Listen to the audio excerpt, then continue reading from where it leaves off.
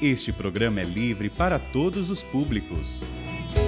Como é bom chegar até você com mais um programa Gente de Fé e pedir que você agora possa se assentar aqui na nossa sala. Puxa a cadeira, se sente, porque cada vez que um convidado, uma convidada está aqui no nosso programa, nós somos privilegiados em tocar um pouquinho na história dessas pessoas que passam por aqui. Por isso que esse programa tem este nome, é Gente de Fé. E não somente para que nós possamos ouvir e ficarmos assim admirados com a história que é contada, com o testemunho de vida que é contado, mas também para que nós possamos dizer, eu posso viver também uma fé, mesmo em meio a todas as dificuldades que aconteçam na minha vida.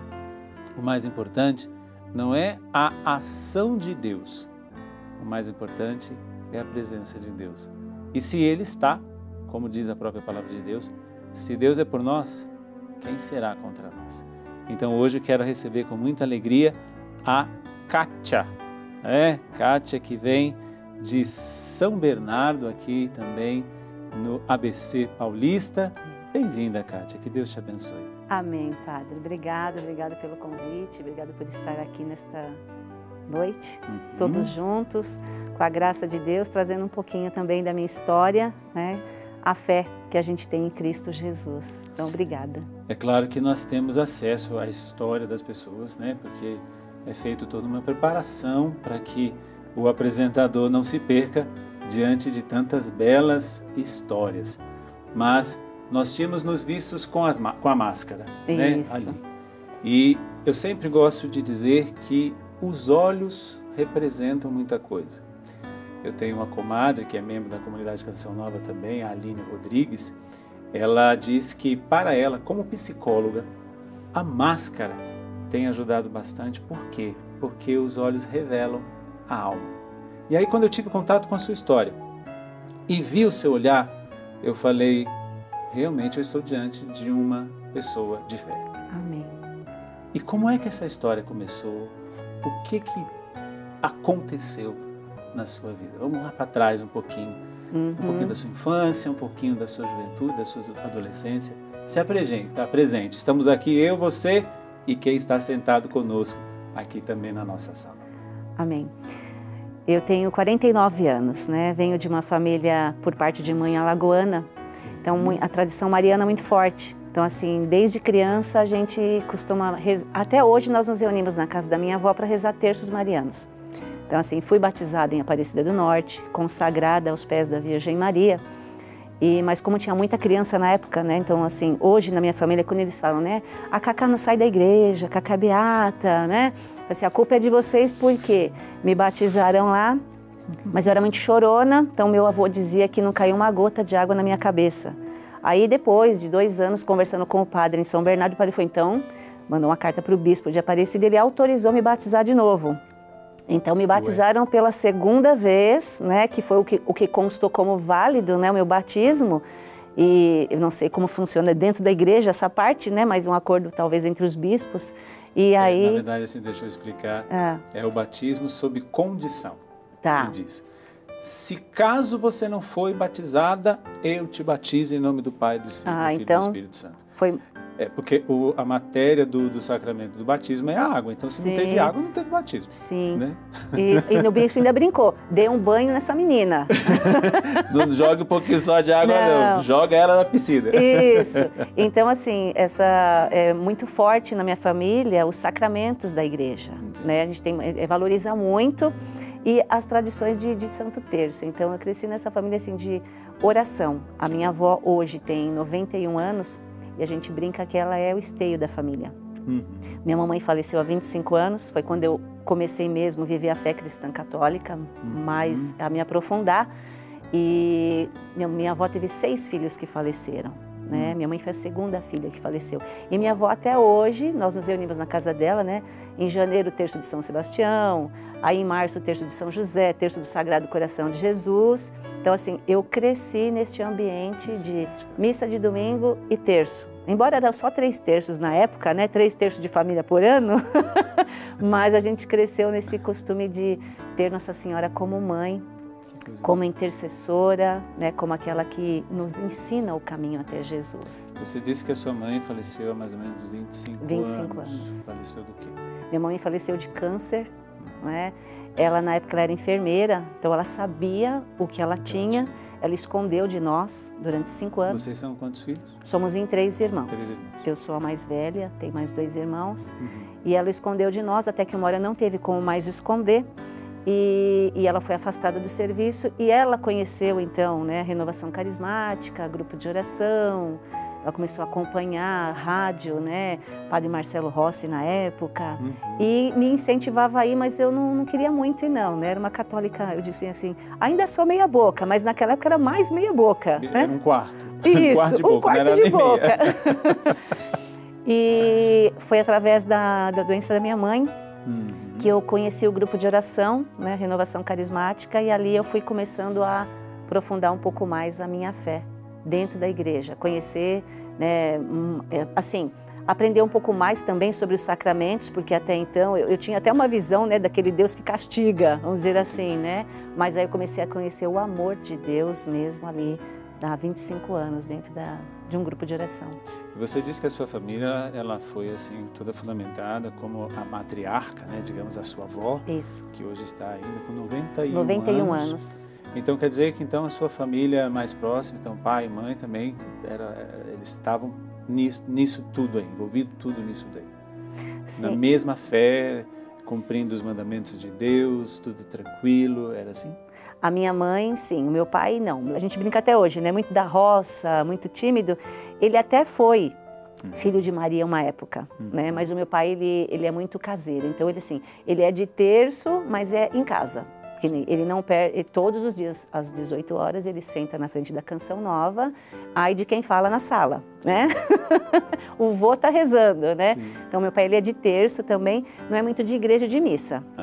Mas ele é de oração, assim, em casa, né? Ele fala assim, eu converso com Deus, o dia que vocês estão conversando muito, não dá para mim rezar o terço, eu rezo na hora que eu vou dormir. Ele fala que eu vou pro meu quarto e fico lá quietinho, né? Mas nós crescemos numa casa, né?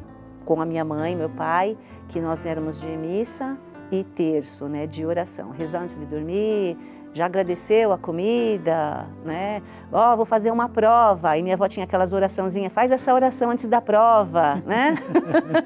E aí a gente cresceu assim, sempre baseado na oração. Pede para Deus que Ele te ajuda. E a sua mãe, ela faleceu de câncer, mas ela foi diagnosticada e já logo faleceu. Ela fez algum tipo de tratamento? Teve um tempo aí para o tratamento? Como é que foi? Sim, quando eles descobriram o câncer dela,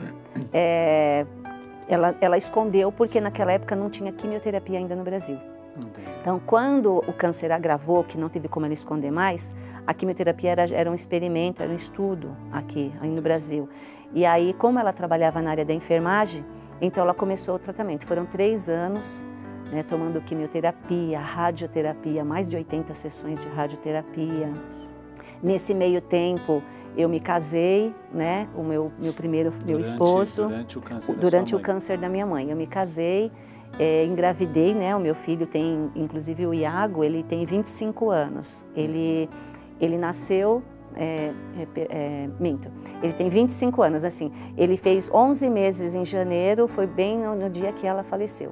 Quando ele completaria 1 ano de vida em fevereiro, fazia 1 mês que ela havia falecido, né? A gente sabe que a luta contra o câncer da sua mãe foi onde? Ele foi um câncer muito raro, ele cresceu em volta da veia suprarrenal. Então, a princípio, ele só empurrava o coração, os rins, os órgãos, né? Ele só foi empurrando. Quando os médicos, né, conseguiram tirar aquele massa de 800 gramas, ela ficou bem durante um tempo. Foi quando eu tive o Iago, e ela que cuidou do Iago. Inclusive, foi promessa de Deus, né? Ela pedia muito para Deus para ela ver o rostinho do meu filho. Porque meu irmão já tinha 2 filhos. Então ela falava, pelo menos um filho da Kátia eu quero ver. E Deus deu em profecia, você vai ver e vai pegá-lo no colo. Né? Tanto que ela faleceu quando ele tinha 11 meses. Então, assim, foi um tempo assim que ela lutou ainda, né? Mas que depois veio mesmo ao óbito, né? Os membros da sua casa, também os seus irmãos, seu pai, como é que como é que viveram esse momento. Porque a gente sabe que o câncer, ele acaba, de uma maneira ou outra, também adoecendo todos aqueles que cuidam, né? De uma maneira psicológica, obviamente, né? Porque não é fácil lidar com uma pessoa que a gente sabe, principalmente como você está dizendo da sua mãe, com um câncer raro, né? Como é que os outros reagiram a isso? Porque você também teve, durante esse processo, também aconteceram mudanças na sua vida. Você se casou, você foi mãe, e os seus outros irmãos, seu pai, como é que reagiu a essa situação?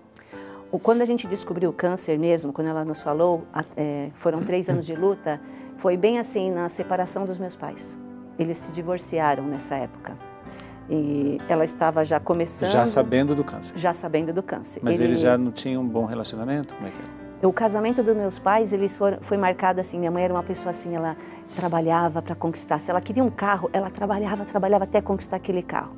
Naquela época a linha telefônica era caríssima, né? Então assim, para ela conseguir uma linha telefônica, ela virava plantão nos hospitais. E o meu pai, ele é uma pessoa assim, se eu tenho um sapato, tá bom. Se eu tenho uma camisa, tá bom. Mais uma tá bom demais. Então ele é muito do básico e ela sempre do conquista. Entendi. Então eu cresci num lar assim com brigas e discussões por causa da parte financeira. Ah, você só pensa em dinheiro. Ah, você é muito sossegado. Então assim, o casamento foi... Hoje ele fala assim para mim, né?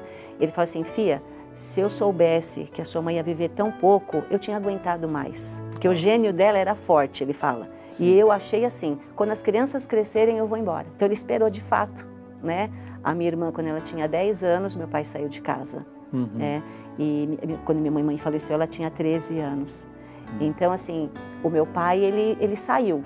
Então, ele sabia que ela estava doente, mas como ele foi para o interior de São Paulo, e ele falava muito pouco com a gente, eu não aceitei a separação. Então, eu quase não conversava com meu pai. Eu fiquei muito tempo sem falar com ele. Ele ligava... Até porque era a separação e o cuidado em relação à sua mãe. O cuidar da minha mãe. Eu casei e continuei morando com ela. Então, eu tinha que trabalhar fora o dia inteiro. Aí eu tinha um recém-nascido, tinha minha mãe doente, uma irmã de 13 anos que já estava nas drogas, na cocaína, e eu tinha que administrar tudo isso. Então, assim, eu emocionalmente, fisicamente, também já estava ficando doente. Sim. O meu irmão, por ele ter a casa dele com a mulher e os filhos, ele vinha visitar a minha mãe, né? Mas ele não ficava muito conosco, né?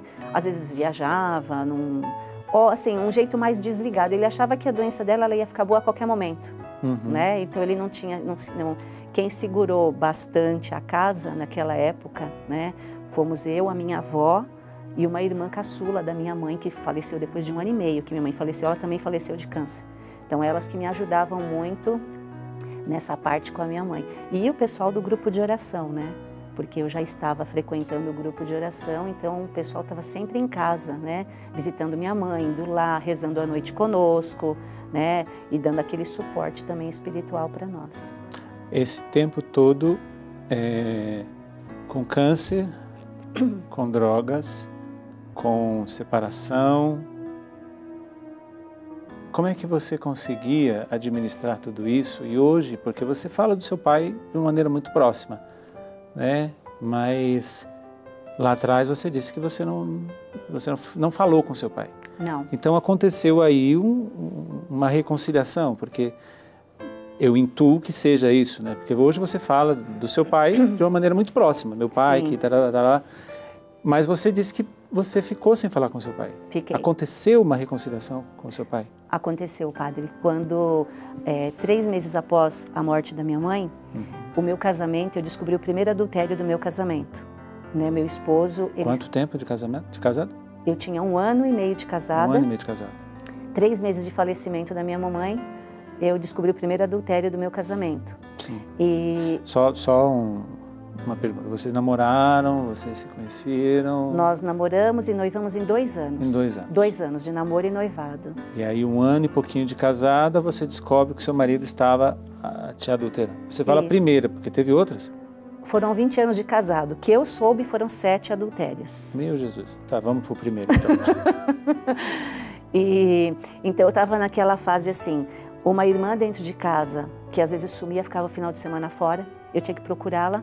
A sua irmã era jovem? Ela tinha 13 anos. 13 anos de idade? 13 anos de idade. Ela era uma menina de tudo. Então, deixa eu só entender aqui, porque A sua mãe faleceu. Faleceu. O seu pai voltou, vocês se cuidavam? Como é que ficou a vida de você, dos seus irmãos? Como é que ficou isso?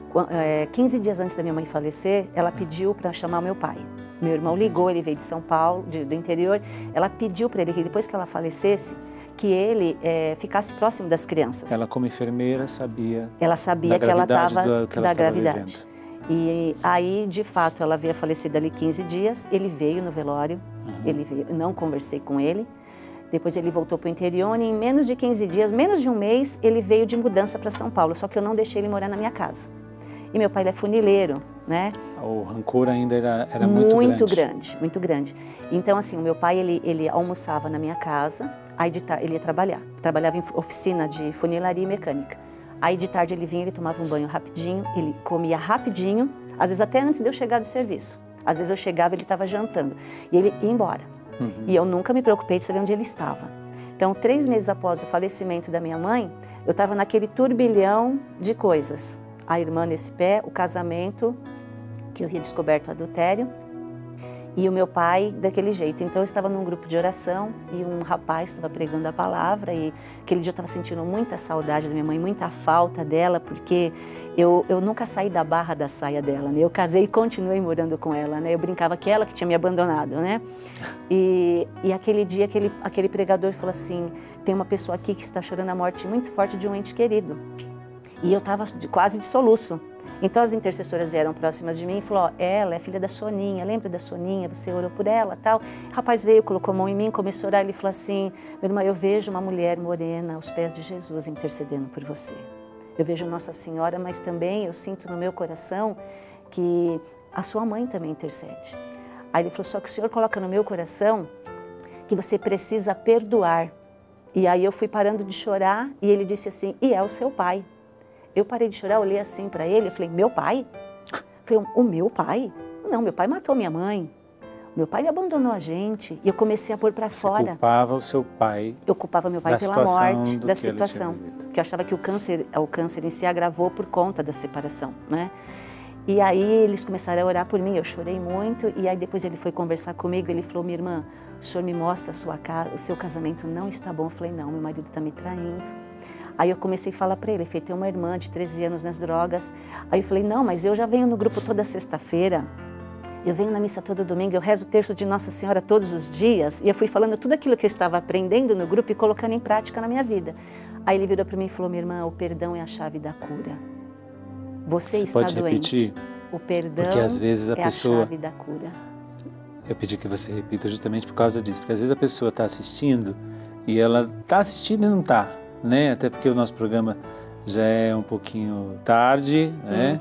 E às vezes a pessoa está deitada já na sua cama ou está deitada no sofá, assim, viajando. Acorde, volta. Escute o que essa nossa irmã está dizendo a Kátia. Sim. O que disseram a você. Sim. Diga agora, falando para essa câmera. O perdão é a chave da cura. Meu casamento estava destruído, uma irmã de 13 anos nas drogas.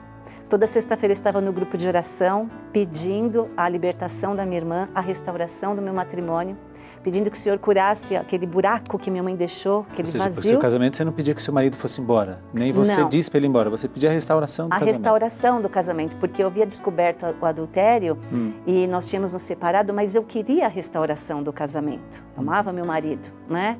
E como se eu não estava fazendo o básico, que era amar o meu pai. Cumprir os 10 mandamentos, honrar pai e mãe, né? E eu ia conversando com aquele... Isso você não sabia? Era uma coisa que assim, você simplesmente não queria ver o seu pai, mas você não dava um conceito de rancor, de mágoa, não dava? Não. Assim, ia chegar assim, até ódio, padre, se eu posso hoje dizer, porque às vezes eu chegava do serviço, meu pai estava comendo, eu falava assim, filha da mãe, está comendo a minha comida, não me ajudou num grão de comida, nossa. Tomou banho e não me ajuda a pagar a conta de luz. Eu não precisava, porque eu trabalhava, tinha ainda a aposentadoria da minha mãe, que ficou porque eu criava a minha irmã, mas dentro de mim, aquilo era muito forte. E aquele irmão disse, você precisa perdoar o seu pai. Eu falei, como? Ele falou, como? Ele falou, olhe para o seu pai com os olhos de Jesus.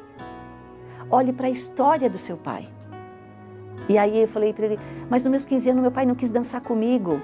Por que seu pai não quis dançar com você? Aí eu fui para casa, brava. Brava com Jesus, brava. Que falou tudo para aquele rapaz. Cara, eu falei, quando esse rapaz saiu, né? Pelo amor de Deus. E aí, então, Aí eu fui para casa e aqueles dias eu fui nas minhas orações e falava assim, Jesus, então me ajuda. Porque quando a minha mãe morreu numa segunda-feira. Na sexta-feira eu entrei na igreja, eu apontei assim para Jesus na cruz e falei, já que você levou minha mãe, você vai curar o meu coração. Porque eu vim para esse grupo para buscar a cura da minha mãe, não a morte. Eu sou meio briguenta com Deus, assim, né? E aí eu falei, caramba. Mas aí eu comecei a olhar para o meu pai, né? Como eu disse, né, um chucrão da roça, vindo de uma família de italianos, o caçula, a nona teve 6 filhos, a nona ia para a roça, então a tia mais velha, a tia Irene, que cuidava do pai. O pai nunca sentou no colo da nona, a nona nunca falou, filha, eu te amo, filho, você é importante para mim. Meu pai não teve festa de 15, de 18, de nada. Ele não dançou comigo porque ele morria de vergonha, né? No meu primeiro casamento ele entrou comigo, agora no segundo ele falou, filha, precisa mesmo o pai entrar com você? Eu falei, pai, eu posso entrar com os meus filhos, não entra com os meninos, né? Assim o pai não precisa pôr terno e gravata. Então eu comecei a enxergar a simplicidade, né, do meu pai, a humildade, e eu tentei ver os valores que ele me passou a vida inteira, que é, se eu tenho dinheiro eu compro, se eu não tenho eu não compro, eu não preciso de muito para ser feliz, a felicidade está nas coisas mais simples, né? E aí eu cheguei, um dia ele chegou do serviço, eu virei para ele e falei, pai, aí ele olhou, porque eu não chamava ele nem de pai, eu mal conversava com ele, a partir de hoje o senhor pode dormir aqui. E a casa é grande, né? A casa que eu e minha mãe compramos. Bem amorosa desse jeito. Bem amorosa. Só pode dormir aqui. É, foi bem assim, bem seca, né? O senhor já pode dormir aqui, eu vou arrumar o último quarto lá, o senhor dorme lá. Eu brinco, né? Tem aqueles desenhos do pica-pau, que o pica-pau sai dando cambalhota. Acho que meu pai não deu cambalhota de alegria aquele dia, porque ele era muito tímido. Ele, mas não vai incomodar? Eu falei, não. A partir de hoje o pai dorme aqui. Aonde que o pai dorme? Aí ele me falou que ele conheceu os meninos que trabalhavam no estacionamento do Bradesco, uma agência do Bradesco, e à noite os meninos tomavam conta daquele estacionamento. Então ele saía da minha casa, ele guardava o carro dentro do estacionamento e ele dormia dentro do carro. Então, a cama do meu pai, o quarto dele era dentro do carro, dentro de um estacionamento. Aí naquele momento, bateu um remorso. O que eu estou fazendo com meu pai? O que eu estou fazendo com meu pai? Aí, a partir daquele dia, parece que tirou escamas dos meus olhos. Aí, o meu esposo, na época, falou assim, ó, vamos tentar de novo, vamos dar uma chance. Meu sogro, na época, também era muito rígido e falou para ele, como que você abandona uma mulher com uma criança pequena? Ele chegou a abandonar? Ele chegou a sair de casa para ir morar num flat lá com a amante dele, né? Ficou uns 2 meses com ela lá. 1 ano e meio de casado, seu filho tinha poucos meses? Iago tinha 1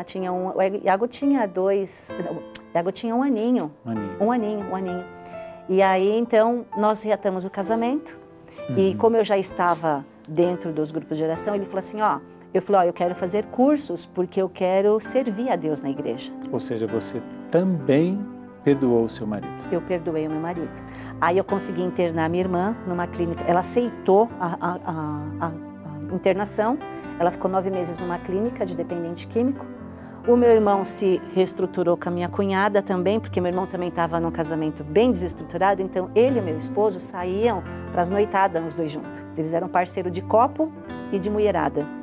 Então, assim, as coisas, assim, meio que se assentaram. Então, ali tudo estava bem. Sua irmã se restaurando, seu casamento também voltando ao normal, seu pai aceitou, você perdoou, seu irmão se restaurou, então estava tudo normal, até acontecer algumas outras coisas que nós vamos conversar daqui a pouquinho, no segundo bloco. Mas antes de ir, eu queria que você pensasse no que a Kátia viveu, no que a Kátia disse em relação ao perdão. A gente sabe que não é fácil, né? Eu atendo muitas pessoas e existe essa situação que eu aceito, principalmente na questão do casamento, quando existe traição. E o marido volta, ou a esposa volta, pode ser um dos dois. Nunca é a mesma coisa. Porque sempre tem aquele pé atrás. Pode acontecer de novo. Será que você está vivendo essa situação? Mas aquilo que aquele rapaz disse para ela em relação ao pai, o perdão é a chave da cura. É a chave da cura. Você tem essa chave? Procura aí nesse intervalo, dentro do seu coração, onde é que está a chave da cura, para que você possa abrir a porta do rancor e dizer: a partir de hoje só passa misericórdia e perdão. Procure a chave, está aí dentro de você. Daqui a pouquinho a gente volta com a continuidade do testemunho da Kátia.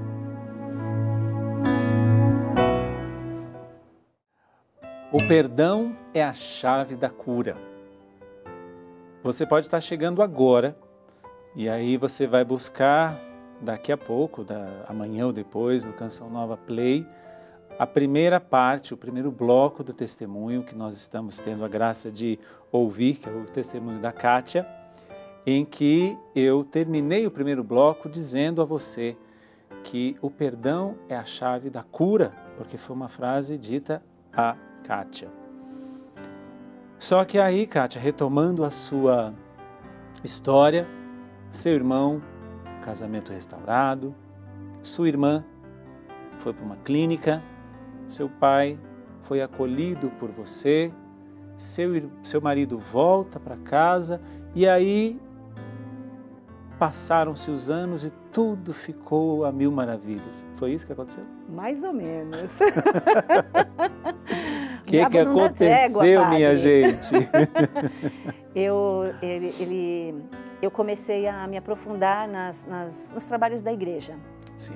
Então, assim, eu fui fazer formação, né, para ser intercessora, para pregar a palavra de Deus, né?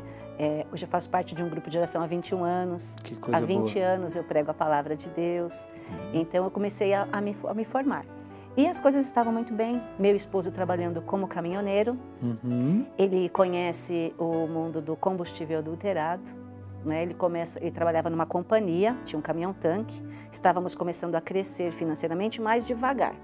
Só que aí ele começa a distribuir combustível nas madrugadas. Até então, como o japonês sempre trabalhou muito, né, eu não me liguei o que seria. Ele era descendente, né? De japonês. Descendente de japonês. E aí até que um dia ele falou assim, olha, meu pai também está trabalhando com combustível.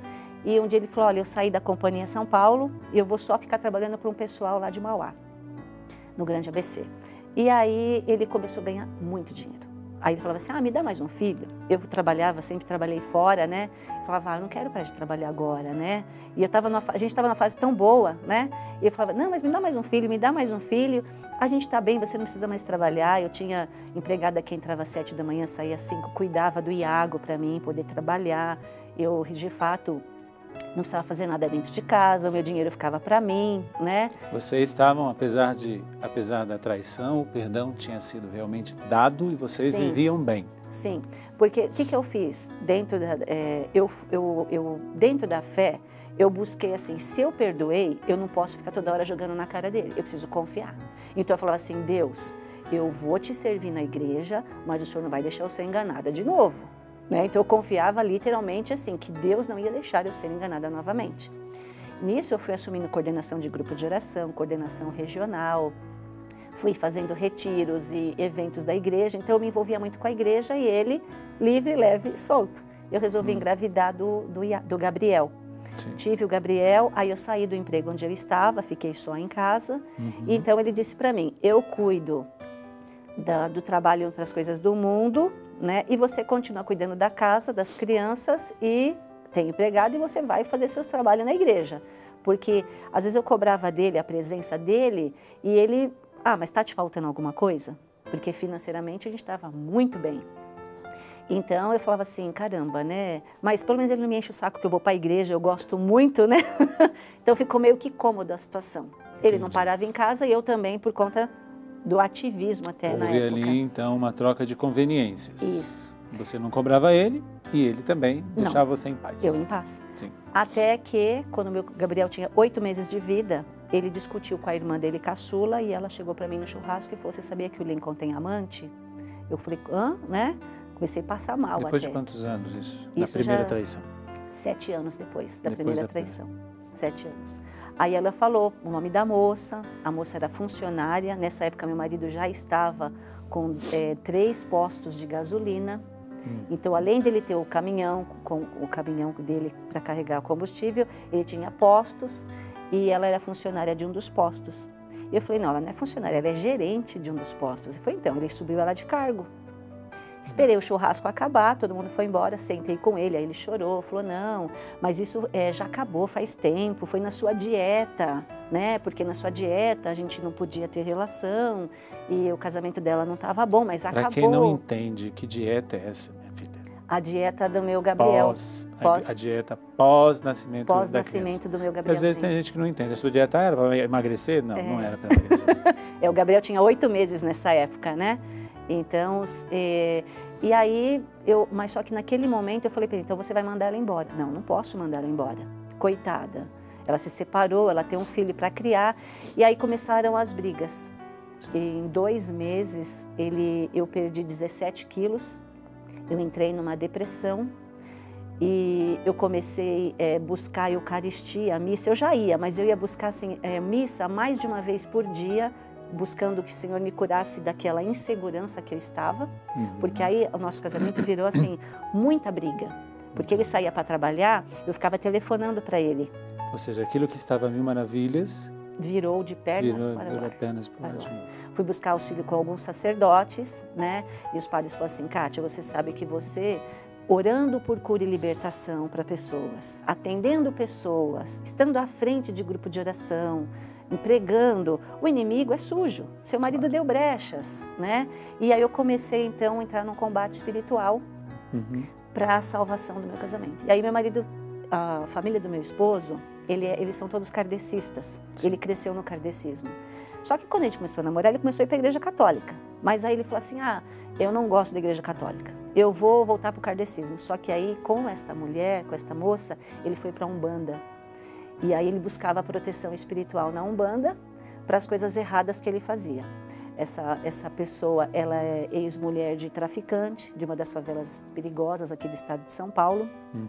Ele se envolveu com tráfico de drogas, tráfico de armas, além do combustível. Ele e seu marido? Meu marido. Além do combustível. Então, além de tudo isso, ele estava ganhando muito dinheiro, como você disse. Você pensava que era de uma forma honesta, de uma forma lícita, mas na verdade não era. Não era.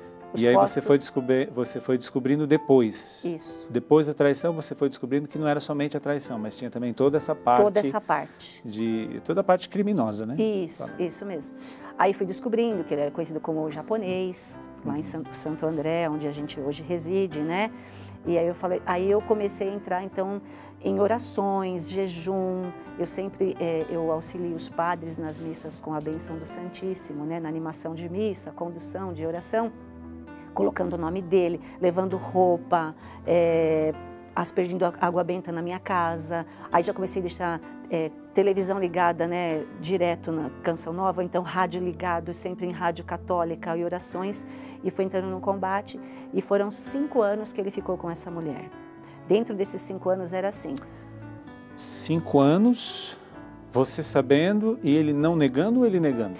Era assim, padre, eu descobria, eu pegava assim, algum vestígio. Sim. Aí a gente discutia, brigava, ele ia embora de casa. Ele tinha um apartamento que ele mantinha para os negócios dele.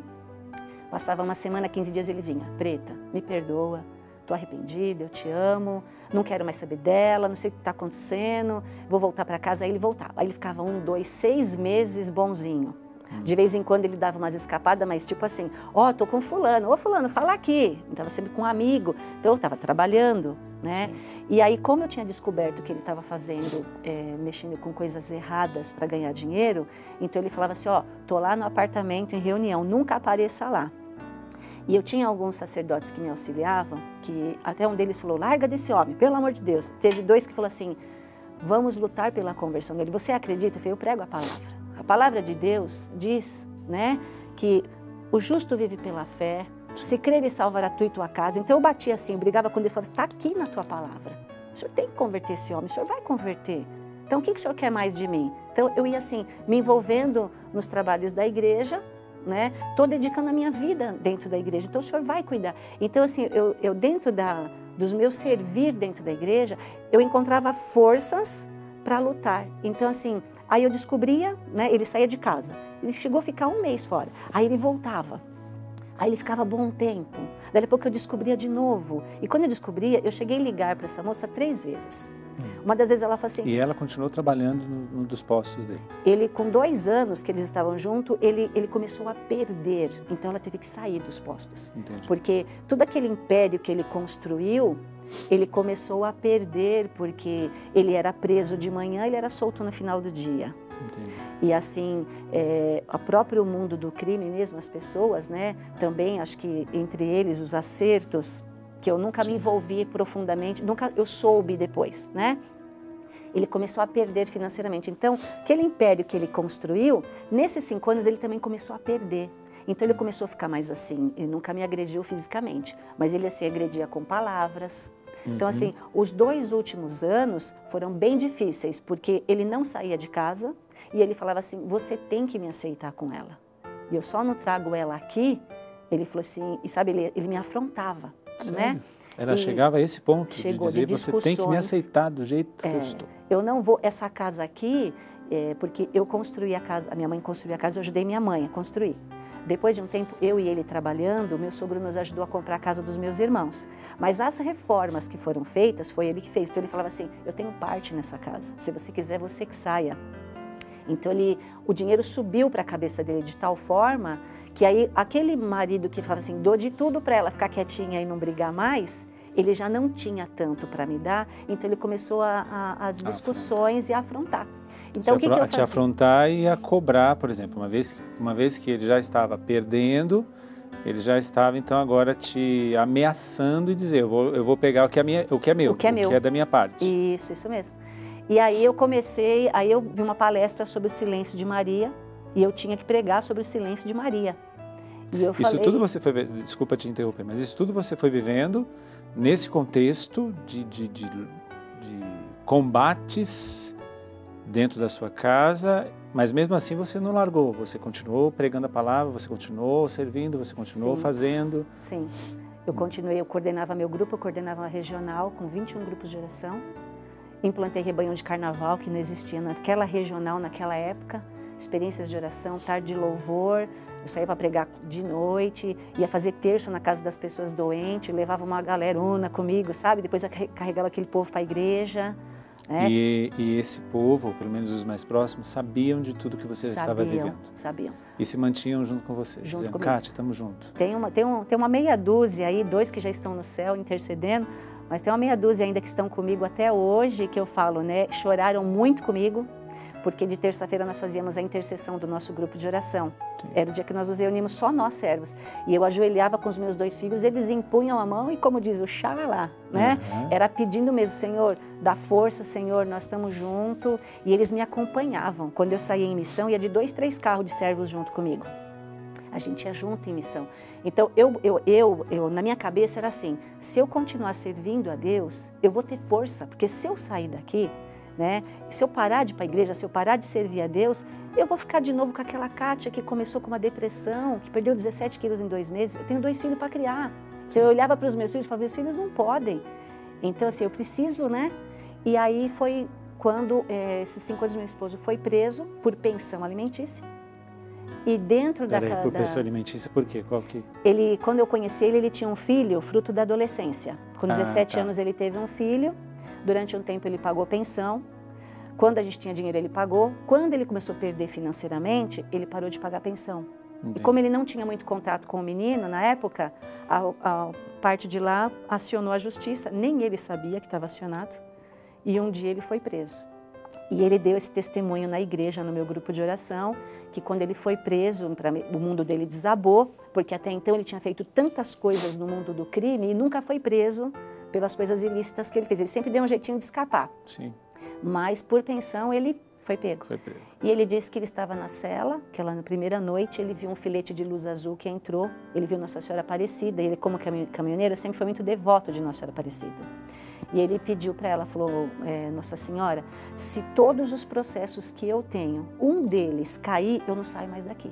Então segura, deixa eu sair daqui. Se eu sair daqui, eu prometo que eu volto para casa. E ele disse que viu ali na cela tudo o que ele fez comigo e com as crianças durante 5 anos. Como se Nossa Senhora mostrasse para ele.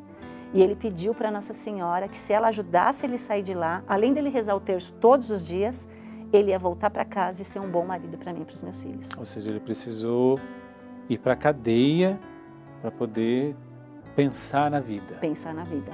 Aí ele me ligou da cadeia, aí eu falei, como você está me ligando daí de dentro, né? Me pediu perdão, aí eu, claro, me mantive durona, falei assim, não é possível, né? Você está fazendo isso porque você está preso, né? Não, por favor, ele falou assim, né? Eu vou mudar. E ele saiu da cadeia, fomos até o Padre Joãozinho, né? Um sacerdote muito amado que temos lá no ABC. O Padre Joãozinho deu a bênção das alianças, fez uma renovação do casamento e ele voltou para casa. O primeiro ano foi um pouco difícil para ele, porque ele estava com depressão, síndrome do pânico. Nossa. Ele ficou muito tempo preso? Ele ficou 20 dias só. 20 dias. Só 20 dias. Mas quando ele saiu de lá, os irmãos, assim, o pouco que ele tinha financeiramente, os irmãos precisou se desfazer para poder tirar ele de lá. Entendi. Então ele veio para casa sem dinheiro, não tinha mais postos de gasolina. Caminhão eu descobri que ele já tinha vendido há um tempo atrás. Então ele voltou para casa assim, sem nada, né, com uma malinha, né? Mas assim, com aquela vontade, pelo menos ele falava, né, manifestava de mudar de vida. E aí ele começou a ir para a igreja conosco, porque eu falei, agora você vai para o grupo de oração, você vai renunciar ao espiritismo, porque marido e mulher têm que caminhar com a mesma fé. Você vai para a missa e nós vamos rezar o terço todo dia com as crianças. E aí começou... Essas foram as suas condições e ele aceitou. E ele aceitou. Aí ele começou a fazer tudo direitinho, né? Foi um ano que ele ficou dentro de casa tomando remédio para síndrome do pânico, depressão. Aí depois ele começou a tentar voltar para o mercado de trabalho. Aí ele não conseguiu, aí começou a trabalhar com os amigos dele com corretagem, ele vendia terreno, vendia carro, ganhava uma comissão, outra. Foram se passando, né, os anos, até que em 2014 ele falou para mim assim, eu tenho a oportunidade de pegar um posto de gasolina. Eu fiquei muito brava, porque eu falei, voltou lá um passado, né?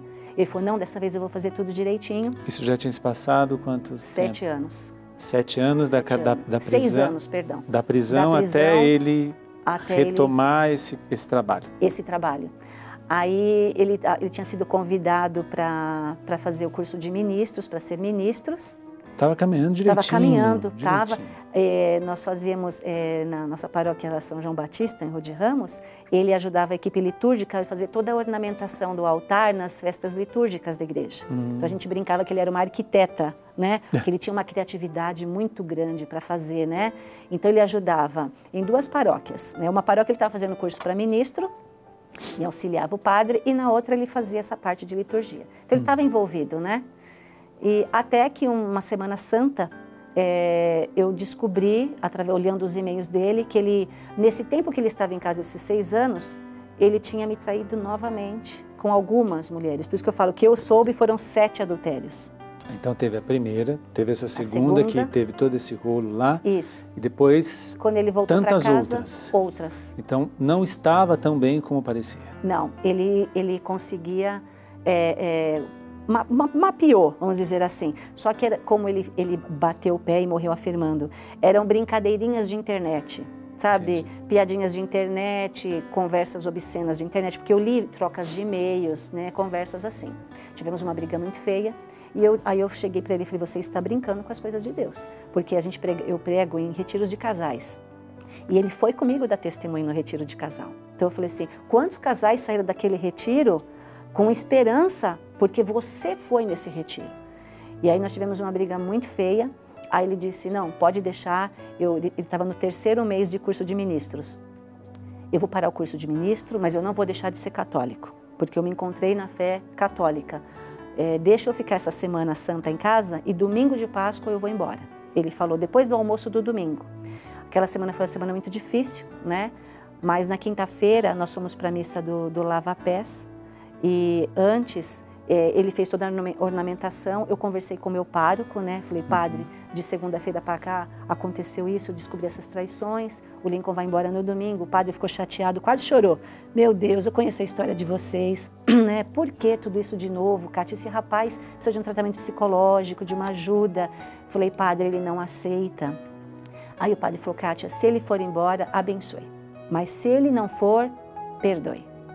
Fomos para casa, eu disse, padre, eu sou a animadora da missa e eu preciso comungar, Jesus precisa entrar dentro de mim para mim aceitar tudo isso e perdoar esse homem de novo. Ele balançou a cabeça e falou, Jesus te conhece, Kátia. Ele sabe da sua dor. Fomos para casa, chegamos em casa, ele me procurou no quarto e disse assim, posso falar com você? Eu falei, pode. A gente vai para a missa do Lava Pés daqui a pouco. Me dá uma chance. Eu prometo que dessa vez vai ser tudo diferente. E aí eu olhei e lembrei das palavras do padre, né? Aí eu falei, tá bom, Lincoln, o que eu vou fazer com você? Perdoei ali, porque vejo também que perdão, padre, é atitude. Sim. Não é fácil, mas é atitude. Não é só sentimento. Não é. E aí eu perdoei ele, fomos para a missa, eu e ele, as crianças. Aí ficou tudo muito bem, aí depois ele terminou o curso para ministros, né? E voltou para os postos de gasolina, estava trabalhando lá bonitinho, até onde eu sabia. Até que o ano de 2015, né, foi um ano difícil para o país, começou a crise no nosso país. Esse ano eu já não estava trabalhando mais fora, só estava em casa. E o dinheiro que ele me dava no final do mês para pagar as contas, ele começou a falar assim, soma as contas da semana. Aí eu falava assim, hoje tem a faculdade do Iago, semana que vem eu pago. Eu falava, tá tudo bem, é a crise. Lincoln, você quer que eu vou trabalhar fora? Não precisa. Foram 2 meses, 3 meses, até que no dia 5 de dezembro, era um sábado, nesse tempo também, padre, ele já estava trabalhando na pastoral da saúde, como agente da pastoral dentro dos hospitais. Então, de sábado, ele ia na Santa Casa de Santo André, ficava das 9 da manhã até 1 da tarde, nos quartos, rezando pelas pessoas, levando comunhão. Ele já estava ativo dentro da igreja, né? Nesse sábado, ele chegou em casa, 1 hora da tarde, aí eu estava lavando louça, ele sentou, baixou a cabeça, ele nunca veio de sábado para casa durante o dia, e meu coração começou assim, fala. Aí eu falei, Lincoln, o que está acontecendo? Fazem 2 meses que você não dorme direito, não come direito, você está atropelado nas contas, você emagreceu muito, está usando a bermuda do Gabriel, ele usava calça 48, estava usando bermuda 42. Nossa. E eu falei assim, e você não me procura sexualmente falando, fazem 2 meses. Aí ele começou a chorar, falou, me perdoa. Eu falei, minha Nossa Senhora, esse homem me traiu de novo. Aí ele levantou, me abraçou, chorando mesmo, ele falou, estou devendo dinheiro para homens perigosos e o prazo para pagar está acabando. E aí eu parei, falei assim, vamos dar os postos de gasolina. Eles não querem. Vende os postos, não estou conseguindo. Falei, calma, vamos rezar. Aí à noite era a festa de ordenação sacerdotal do nosso pároco, fomos para a festa, ele tomou uma cerveja com de uma irmãzinha nossa, aí eu conversando com ela, falou, Kátia, o Senhor me coloca no coração um espírito de suicídio no seu marido. Aí no domingo, as crianças saíram, eu chamei ele para conversar, eu falei, você está pensando em se matar? Ele regalou um olhão, falei, o Senhor já me revelou, não faça isso, vamos orar. Aí ajoelhamos na sala e rezamos o terço, o ofício da Imaculada e a ladainha. As crianças chegaram, mas já era uma prática comum a gente rezar em família, então os meninos não perceberam nada. Aí na segunda-feira eu ligava para ele, tá tudo bem? Não, tô ótimo. Terça-feira, tá tudo bem? Tô ótimo. Na quarta-feira, aí eu falei, Lincoln, eu quero o nome destes homens, porque o Senhor colocou no meu coração para mim orar por todos eles. Eles não vão fazer nada com você e você vai conseguir pagar. Ele me deu uma lista com 10 nomes. Ele chegou ao ponto de pegar com a agiota para pagar outro juros de 10%, 15%, e aquilo virou uma bola de neve. Na quinta-feira eu procurei o sacerdote, me confessei, levei a lista, falei o que estava acontecendo e falei, padre, a partir de amanhã, sexta-feira, eu vou na missa 7 da manhã, eu vou comungar na intenção dessa pessoa, vou rezar no sacrário, o terço, o ofício e a ladainha. E assim eu fiz. Sexta, sábado, domingo não é dia disso, mas eu fiz domingo, segunda, terça, e aí eu ia arriscando o nome desses homens. Aí na quinta-feira, dia 17, aí ele chegou em casa às 10h30 da noite, chorando, transtornado. 2 daqueles homens tinham entrado no escritório dele pela manhã, agrediram ele, iam sequestrá-lo, fazer ele mostrar onde a gente morava, iam torturá-lo até eu pagar a dívida daqueles 2, depois eles iam matar a mim e aos meus filhos, e aí eles falam, né, vou estrupar sua mulher, vou fazer horrores, matar seus filhos, depois iam matá-lo. Aí nós passamos aquela noite rezando, das 11h30, meia-noite, até às 6 da manhã, eu e ele, e o meu filho caçula. Quando o pai voltou para casa, a cama dele era do lado da cama do meu marido. Ele dormia abraçado com o pai, com medo que o pai fosse embora. E aquela Quando noite... você fala, desculpa te interromper, Imagina. daquilo que Deus tinha colocado ao seu coração, deste espírito de suicídio, esse espírito foi embora? Não. O que aconteceu com seu marido? Aquela noite nós passamos rezando, 6 horas da manhã ele levantou, fez o sinal da cruz na minha testa, na testa das crianças, beijou, falou, eu te amo e saiu. Eu levantei 9 horas da manhã, peguei meu celular, tinha foto de 3 daqueles homens, uma mensagem, bom dia, nunca fale com estes homens, o nome deles, já fui falar com o padre Leandro. Eu peguei o carro, corri para falar com o padre Leandro, o padre disse, ele veio aqui, assistiu a missa, pediu para confessar e foi trabalhar. Falei, padre, está acontecendo isso, isso, isso. O padre só balançou a cabeça. Falei, padre, eu tenho medo do Lincoln se matar. O padre falou assim, Kátia, vamos fazer um tríduo, eu ajudo você. Pai, Filho e Espírito Santo, sexta, sábado e domingo, Deus vai dar uma solução para vocês. Eu tinha levado aquelas velas de procissão que a gente tem em casa, levei 11 velas para a igreja, falei, padre, eu quero acender essas velas, vou pôr o nome nelas, o nome de cada um desses nomes. Porque os 2 homens que agrediram ele eram os 2 últimos da lista, que eu ainda ia jejuar e orar por eles. Os outros estavam todos calmos. Eu fui no velário, acendi vela para todos aqueles homens e uma vela para o anjo da guarda dele. A vela dele queimava bonitinha, daqueles homens estralava e chorava. Eu fiquei na igreja das 10 ao meio-dia, fui para casa, aí recebi o telefonema da irmã dele, dizendo que ele havia se enforcado no escritório, ele havia se suicidado. Meu Deus. Minha primeira atitude foi gritar muito, tanto que o telefone caiu no chão. Fui para minha sala, para o meu altar, e eu gritava, ele não fez isso, ele não fez isso, ele não fez isso, e fui batendo nas minhas imagens, Nossa Senhora, ele não fez isso, Deus, eu não rezei 20 anos para perder para Satanás. Eu não posso ter perdido a alma do meu marido para o inimigo. Ele não fez isso. Meu filho caçula acordou com os meus gritos, minha rua encheu de gente, porque eu gritei tanto que pessoas da rua de cima, da rua de baixo. E aí eu peguei, o meu filho mais velho chegou em casa, porque minha cunhada também avisou ele por telefone. Quando eu abracei os meus filhos, eu ouvi aquela voz que disse, eu permiti. Aí eu me acalmei, fui acalmando os meus filhos. Aí liguei para os padres mais próximos, os padres foram vindo para minha casa, os irmãos da igreja. E aquela noite foi longa, sábado de manhã fui para a missa às 7 horas da manhã, só estávamos eu, uma senhorinha e o ministro. Ele foi velado naquele sábado. Aqueles homens foram no velório, aqueles homens, um deles, que eu havia visto a foto, ficou cara a cara comigo, e eu sabia que era ele, mas eu não pude falar nada, e naquele momento então eu só falei, você era amigo do meu marido? E virei ele para o caixão, falei, você está vendo isso aqui? Eu não estou enterrando um covarde, estou enterrando um herói, ele morreu para que ninguém matasse a mim e os meus filhos. Promete para mim, chacoalhando aquele homem, né? Que você não vai fazer, que você vai rezar pela alma do meu marido? Promete para mim, aquele homem balançou a cabeça. Quando nós subiu o cortejo para descer a sepultura, eu estava abraçada com o meu pai e o meu filho caçula. Do meu outro lado estavam outro daqueles homens e o meu coração falava, fala, fala, fala. E eu gritei naquele cemitério das colinas, né? Eu perdoo todos esses homens que fizeram isso com meu marido. Eu perdoo porque eles não conhecem a Cristo. Eu fico imaginando aqui, porque até nós seríamos aqui para ficar a noite inteira conversando, mas infelizmente a gente já está com o tempo até ultrapassado. Mas para dizer que a sua parte você fez. E o seu marido foi um herói mesmo, como você disse. Ele não se matou, ele entregou a vida. E dentro desse contexto de entrega da vida, a gente aqui toca na profunda misericórdia de Deus. É o que eu acredito. De que quando a pessoa chega a este ponto, primeiro ela não está em sã consciência, ou ela tem um motivo muito forte. Agora nós teríamos que contar uma outra face da história, que é o pós tudo isso, mas nós não temos mais tempo. Eu te agradeço muito por estar aqui, e digo a você que se identificou com o testemunho da Kátia. E eu fico somente com a frase que eu acho que norteia toda a sua história. O perdão é a chave para a cura. Que Deus abençoe você e durma essa noite de uma maneira muito tranquila, com a chave para toda a cura. O perdão. Deus abençoe.